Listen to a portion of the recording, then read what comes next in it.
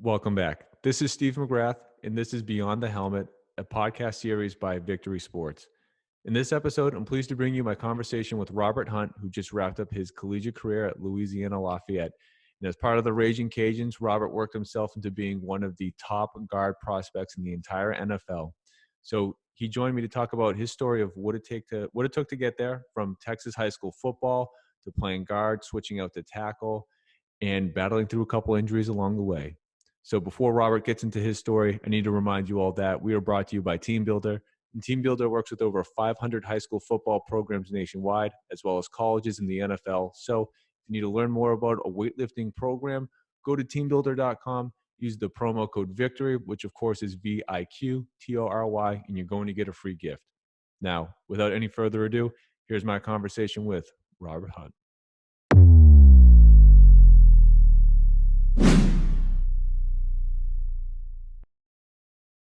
All right. I am pleased to be joined right now by Bob Hunt.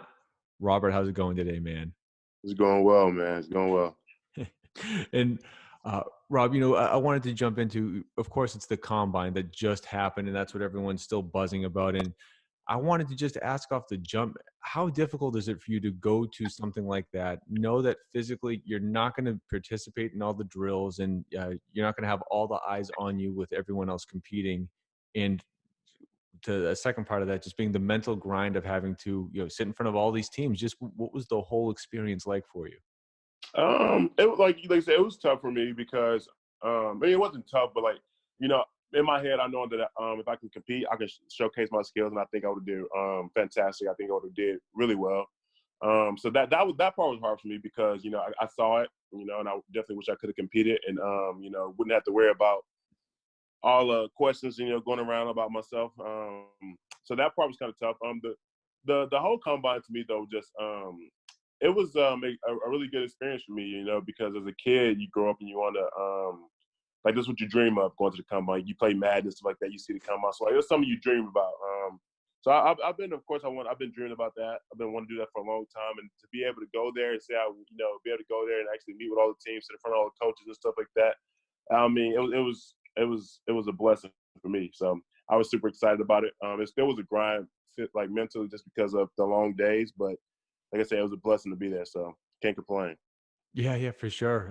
But you always hear about those teams that ask those crazy questions. I mean, did anything stick out to you during your whole interviewing process of getting asked anything that was kind of crazy? No, I don't think people they didn't really give me a hard time on it. So they didn't ask me any crazy questions. So they pretty much straight to business and like that. So all the crazy questions really didn't get asked my way, I'll say.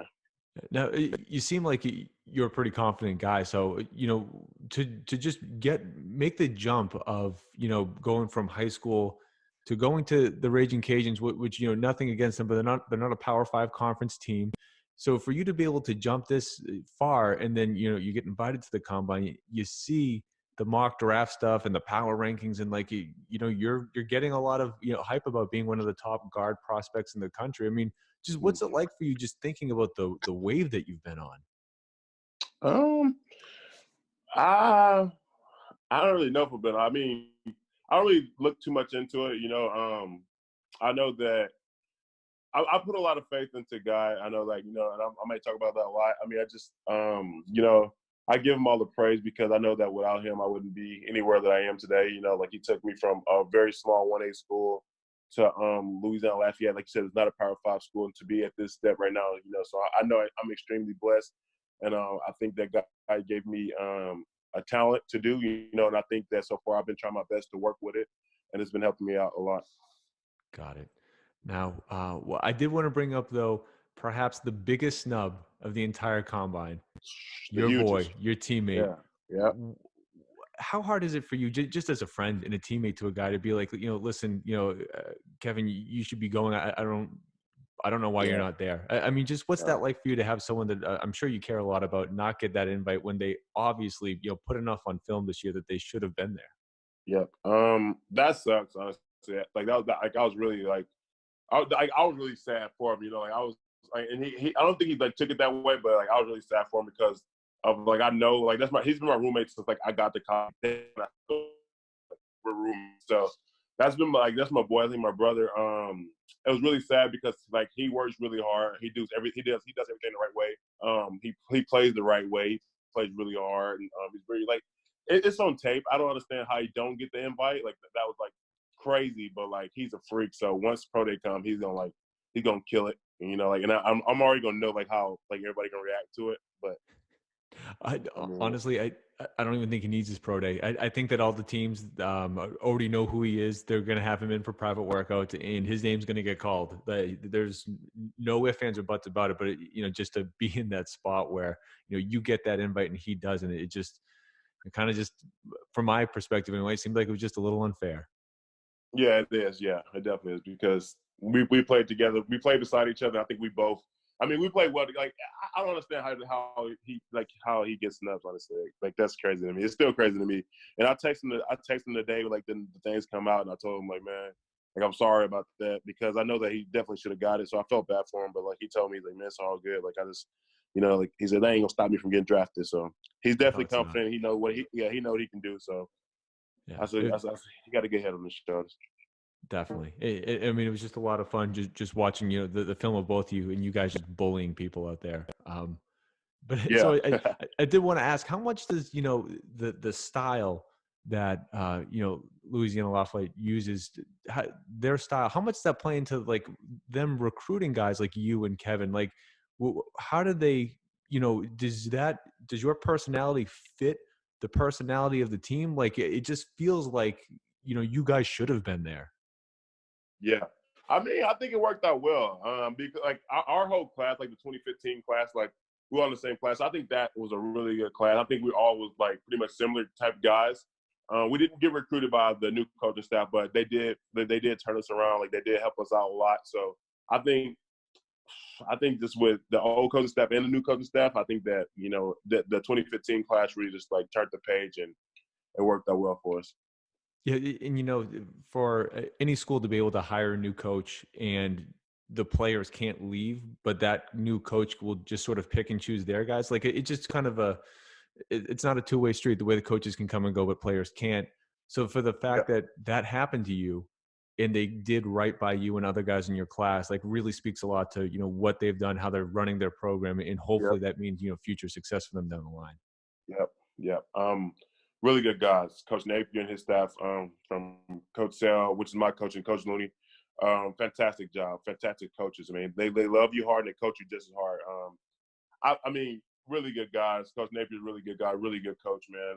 He will do well. The program will do well too. Those guys will be really good this year as well. Definitely. And before you were a four-year starter there, and a two-time All-Conference player, like everyone else, you were just in high school. So I wanted to Mm-hmm. bring it back a couple years. What was it like when you were 17, 18? Who was recruiting you? Did you always want to play football? Just lay the story down for us. Um, I mean, at first I thought I was a basketball player. Really. So I thought, I was just like playing AAU basketball, so like that in the summers, just like hanging out, Eventually I got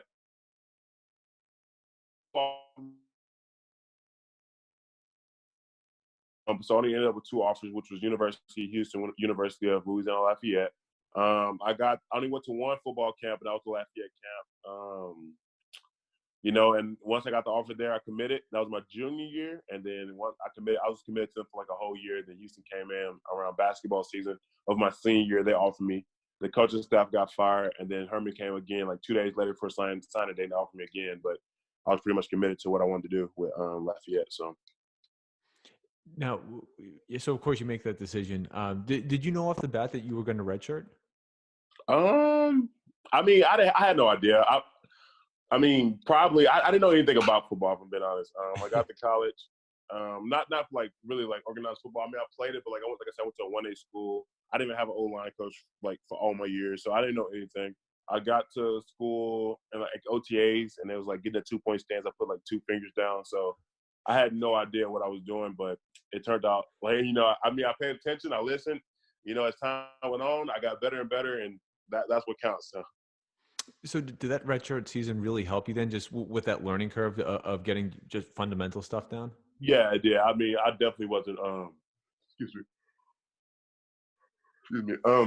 I definitely wasn't ready for. I definitely wasn't ready to play my freshman year. Coming out of the school I came out of. So that redshirt year definitely helped me out a lot. I learned a lot, and I also got better at the game. So that year was a big. I mean, that year is very big to people. I think it can help a lot of kids out.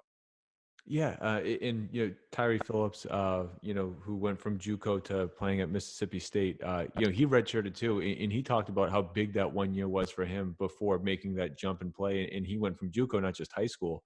Yeah. But during that year when you're learning the fundamentals, do you recall any one particular drill or anything specific that was really helping you just get ready to take that next step? I would say drill, nothing like that. I would say probably like at practice though, like practice like good on good periods. Get to go against my teammates, sometimes the ones, sometimes the twos. So that helped me out a lot to let me know like, hey, like this is for real. So let's get better. So that helped me out a lot. One-on-one drills, I started slow, but then I got really good at them as a freshman. So that built my confidence up a lot too. But I would say Yeah. those drills, those things helped me out. And similarly, as you work your way up, you during the course of your career, you switch from guard to tackle. Mm-hmm. Was that like a big adjustment for you, or was that just sort of not a big deal? You were able to pick it up on the fly. I went from tackle. So I redshirted, like I said, but I was still playing tackle that year. Then I bumped out my redshirt freshman year to left guard, and that year was kind of. I mean, I wouldn't say tough, but it was new to me. Like the body types change really, so you got to really your body type don't change. So my body type didn't change, but like the body type was going against changed. So it go from and that changed. So I had to get used to that. I had to figure out how to play against that and figure out what I could do to be successful against those type of guys. And once I figured it out, it helped me out a little bit. And then, I ended up bumping back out the tackle and, everything started really going for me then again. Right. And I mean, your redshirt junior year, right? You have a great year, and I'm sure, but your last year at school, you've been building up to this. I'm sure, you can't wait to show everyone that, you're in like the All-American category. What's the emotional roller coaster when you suffer an injury and you miss time? Can you say it again? I heard. I didn't hear the last part. Oh, just, you're building up to this. I'm sure you have all these expectations and these goals. How do you cope with getting an injury and missing a significant chunk of time? I I don't know. I mean, stuff happened. Injuries happen. Next man up mentality, I would say. But I was just, I didn't count myself out. I injured myself. I knew that I messed it up pretty bad, but I didn't count myself out. So I kept trying to come back. I kept rehabbing every day, all day. Just to try to come back. And I was trying to make it to the conference championship game. I got back. I was a little better, but I knew I wasn't. Of course, I wasn't healthy at all. I was gonna try to play it, but my coach spared me. He didn't let me play because he probably knew it was the right thing to do. Well, he did know it was the right thing to do, and Yeah. after that, let's go ahead and get it fixed. I mean, nothing really changed my mind though. I was still around the team, still trying to help the younger guys like that. I still felt a part like I was a part of the team. It was just like you can't play. That's the only thing. That part sucks because once I think I was doing really well. I think I was having a really good season. But things happen, and you can't dwell on them. That just bring more problems. Right. And I mean, hey, I mean, you still were in all conference selection, so you absolutely were having a great season up until it happened. But it really sounds like it didn't phase you at all. You just sort of took it as it is what it is, and you did what you had to do to get back. Yep. I'm still working my way back right now. So, Yeah, and like that, like exactly what you just said. It is what it is. You got to keep moving. Like you can't dwell on it. That's the past. So. right. And of course, I'm not trying to dig too much into your medical history here, but it sounds like everything's going well, and you're feeling ready come pro day. Yep. I'll be ready for pro day. Awesome. Well, I'm sure that when that time comes, every one of the teams are going to be looking and waiting to see what you do. And Yep. if anyone thought that you were a secret and possibly a well-kept secret, you're going to blow the doors off that. And I'm sure Kevin as well. Yep.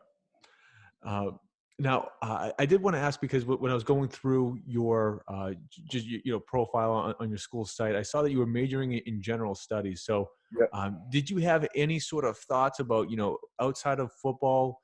Did you want to be working towards anything? Did you have any other aspirations or just even hobbies that you were possibly going to look to get into a little bit as you're able to start your NFL career?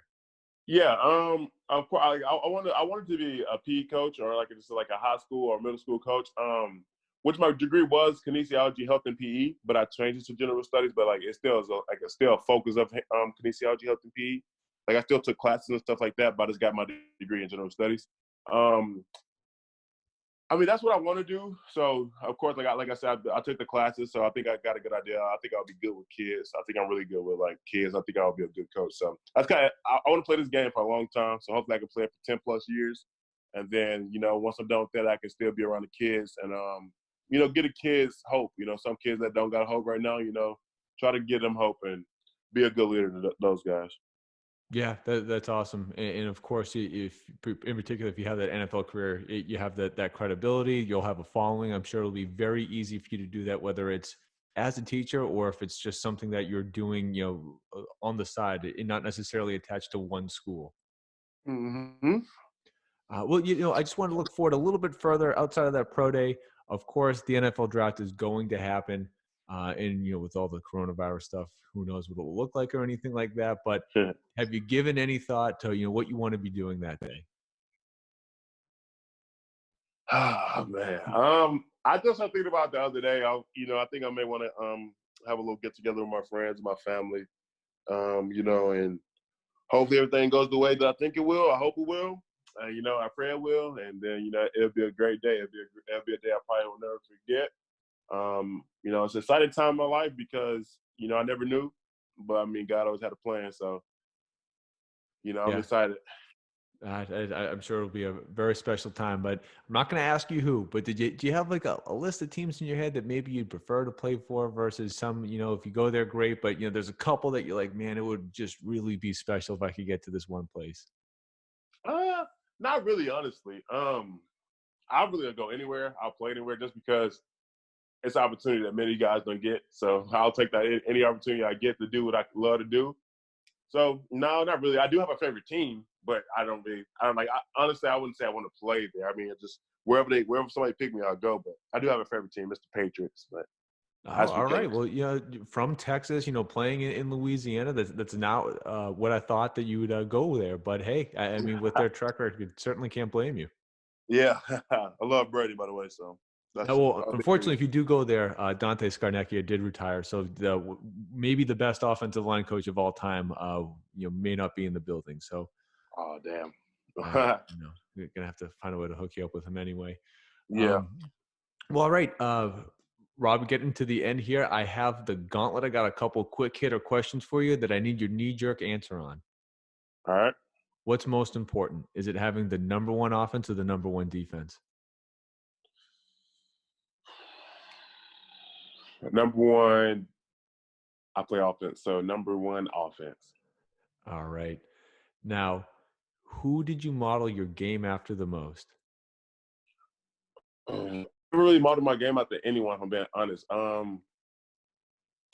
I don't know if I just take coaching from my coach and try to add it to my game. So I think I pretty much want to just keep my game. So I model my game after Robert.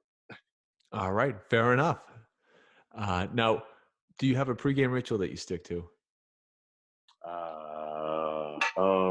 Yes. The night before the game, I eat like 6 bags of mini Oreos with milk, and I just eat them like cereal. So I love it. That's something only an offensive lineman can do. yeah. Uh, Now, do you have a favorite football memory to date? uh, this past season was really great for me. That's was one of the best seasons. It was the best season in Louisiana history, like our program history, but it was still like it was great for me too. No one particular moment, just the entire ride? The entire run, it was great. Awesome. Now, when you get that bonus check, the first bonus check that you get after signing your first NFL contract, what's Mhm. the first thing that you want to go buy? I haven't put much thought into that, so I'll probably just put it in the bank and then I'll think about it. But I honestly have not thought about that. Good. You have your priorities straight. That's a good thing for all the GMs listening out there. Now, what's most important? Is it the players or is it the scheme? Uh, that's a hard one. I mean, players depend on. If you got a good scheme, it's hard to beat. So, I would say scheme. All right. Fair. No wrong answer there. And lastly, and I think it's the most important one, considering everything that you've been through to work yourself into being one of the top prospects in this draft, what's the best piece of advice that you would give to a young athlete? I would tell them to just stay humble, stay hungry. Don't let anybody define you. That's not just saying like just talking bad about you, but don't let anybody define you.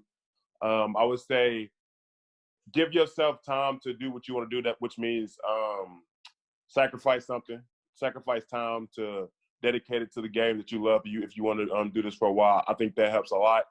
Working your craft, I would say practice make permanent. So whatever you do in practice, but that's how you're gonna perform. So if you wanted to be good, you got to practice good. So that's what That's I would say. awesome. No, there's a lot in there, and I think it was spot on. Well, Rob, can't thank you enough for taking the time to check in. Best Yeah. of luck on your pro day, and best of luck with everything that's going to come after that as well. Thank you, man. Thank you for having me.